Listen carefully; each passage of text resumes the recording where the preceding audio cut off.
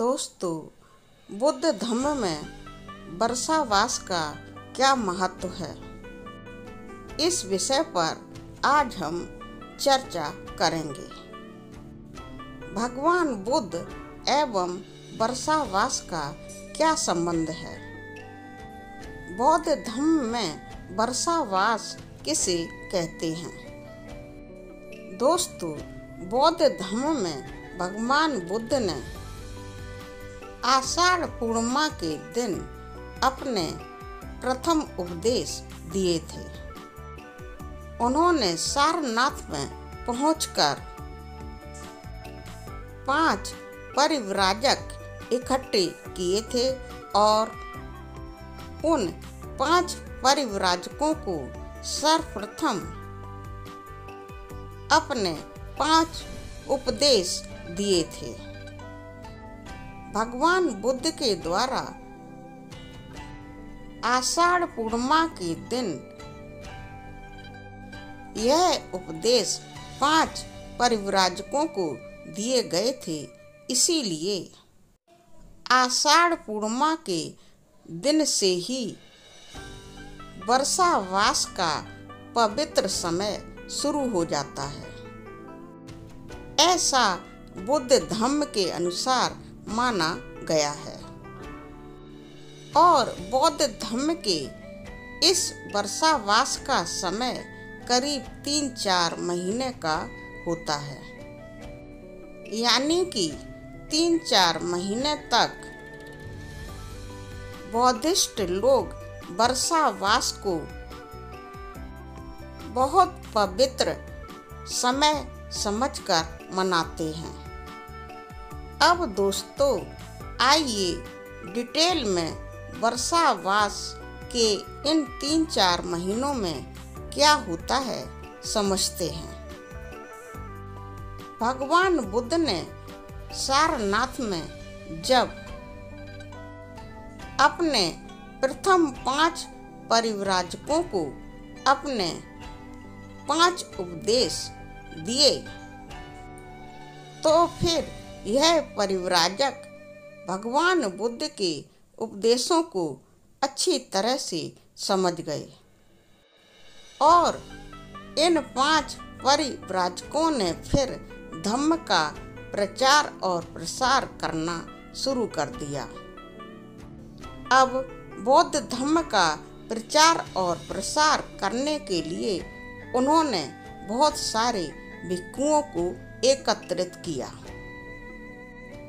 भगवान बुद्ध के द्वारा दिए गए उपदेशों के आधार पर इन 5 परिव्राजकों ने बहुत सारे और परिव्राजक बनाए।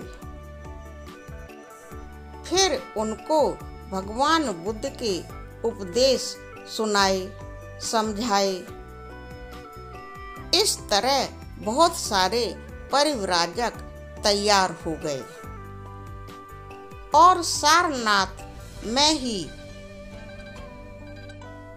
मृगदाय नामक वन में सब एक साथ रहने लगे।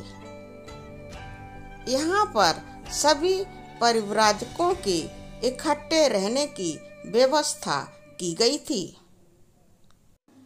उनके रहने खाने पीने का बहुत अच्छा प्रबंध वहाँ के आसपास के लोगों के द्वारा किया गया था। भगवान बुद्ध अपने सभी परिव्राजकों को अच्छे अच्छे मानव कल्याण के लिए उपदेश देते और सभी परिव्राजक भगवान बुद्ध के उपदेशों को समझते और आगे उन उपदेशों की वजह से मानव कल्याण के कार्य करते। वह लोगों के सुखों के लिए भगवान बुद्ध के दिए हुए उपदेशों का प्रचार करते।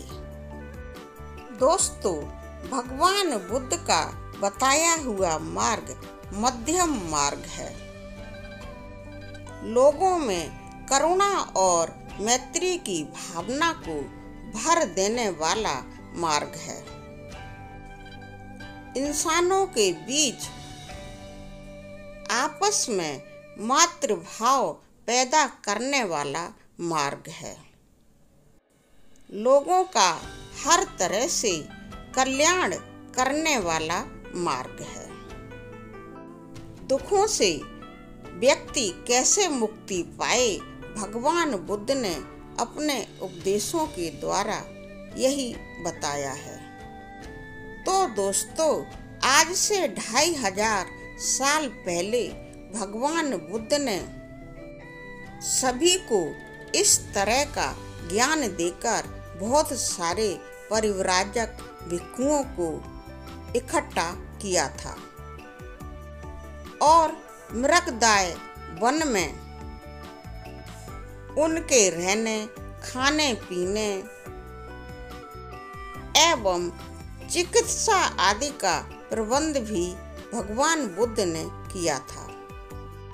उनको कोई भी कष्ट न हो, भगवान बुद्ध इस बात का बहुत ध्यान रखते थे। भगवान बुद्ध ने भिक्षुओं को ठहरने के लिए मृगदाय वन में बहुत सारे आश्रम भी बनवाए थे। इतने सारे भिक्षुओं के मृगदाय वन में ठहरने और भगवान बुद्ध के द्वारा दिए हुए उपदेश सुनने, समझने और फिर जनता के अंदर प्रचार प्रसार करने की वजह से मृगदाय वन में ठहरे हुए भगवान बुद्ध के भिक्षुओं की वजह से इस वन के आसपास के लोगों के बीच एक बहुत सुंदर ज्ञान का आभा मंडल बन गया था और सभी लोग सुख का अनुभव करने लगे थे। तो दोस्तों, भगवान बुद्ध का मृगदाय वन में अपने भिक्षुओं के साथ इस तरह से गुजारा हुआ समय ही वर्षावास कहलाता है। यहाँ भिक्षुओं ने भगवान बुद्ध से ज्ञान प्राप्त करके उस ज्ञान को लोगों तक पहुँचाया और लोगों का कल्याण किया। भगवान बुद्ध और उनके आषाढ़ पूर्णिमा से शुरू हुए इस वर्षावास को बौद्ध धर्म के लोग बहुत पवित्र समय मानते हैं और 2500 साल पहले स्थापित हुई इस परंपरा को आज भी बौद्धिस्ट लोग जगह जगह, गली गली, मोहल्ले मोहल्ले और शहर शहर में एक पवित्र स्थान पर परिव्राजकों, श्रामणेरों एवं भिक्षुओं को बुलाकर उनसे बौद्ध धर्म का ज्ञान प्राप्त करते हैं, भगवान बुद्ध के उपदेशों को समझते हैं। इस तरह से एक पवित्र आभा मंडल लोगों के आसपास बन जाता है।